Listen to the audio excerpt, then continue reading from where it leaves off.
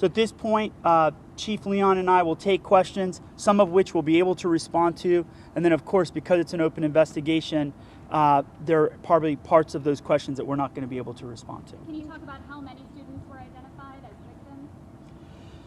Right now, what we've been told is that there are numerous individuals. We've been able to identify a handful of students that we know are associated with our schools. But again, with the FBI, typically with technology, there could be people here in this county, in another county, in another state. We don't know that. Does any of the students appear that they were actually his specific students? I can't comment on that. I can tell you that we've identified students that are currently Palm Beach County School District students. But at that school? I'd prefer not to comment on that at this point. I mean, we have an active investigation. Chief, come over. Can you talk about the age range of these kids? Right now, it's an active investigation. We know there are students that are from our school. So at this point, we're still moving forward with the investigation with the FBI. It's their case. So they're working with us as well to identify if there are any more students or other individuals involved. I mean, I think you can make some assumptions given the fact that it's child pornography, that they're individuals that are under the age of 18. Right. And are these students here today, or where are they now? I can't comment on that. I will tell you that we've made all of our assets available to their families in terms of counseling, as well as other students at the school, and we'll continue to work with the FBI and see if there are others that are identified. And the other piece is you don't want to victimize the students again, so we want to make sure that they have protection for them as well to not push them through another situation. What was the timeline on when you spoke to the parents?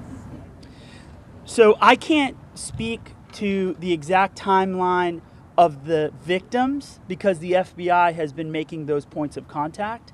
Our parents were notified this morning, the broader group, meaning both the current students at the school, but we also are having individual meetings with people at the school at several times during the day today, and we'll provide ongoing support as needed. When was the last time he was in a classroom? I'll have to find that out for you. Have there ever been any other complaints against this particular teacher in the past? We've got a personnel file that we're happy to share with you. You can take a look at that.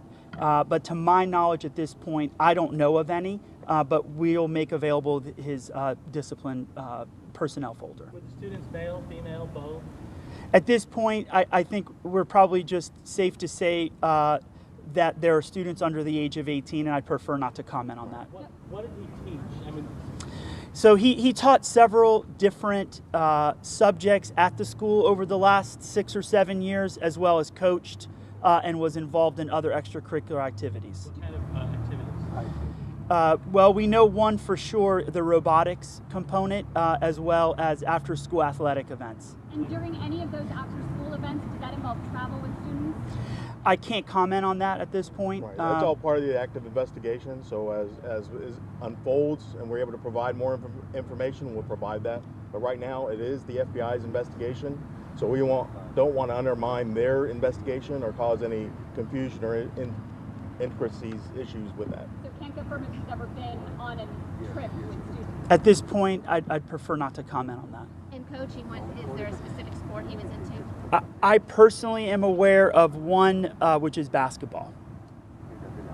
How long have you been working with this for 7 years. Have a personnel file available? Yeah, I'll make the personnel file available. I believe it's 6 or 7 years. Does he have any family locally? Have you been in contact with them? Like I said, this is an active investigation. Any contact with any members is done through the FBI. We would prefer not to make any comments to that because it is their investigation and could cause an issue with it. I will say this, though. I mean, they've not been able to locate the individual, so I think it's important that we get the word out. And any video that you have or pictures of the individual, I would hope that the media would work with us so we can bring some closure to this and move on to the next level.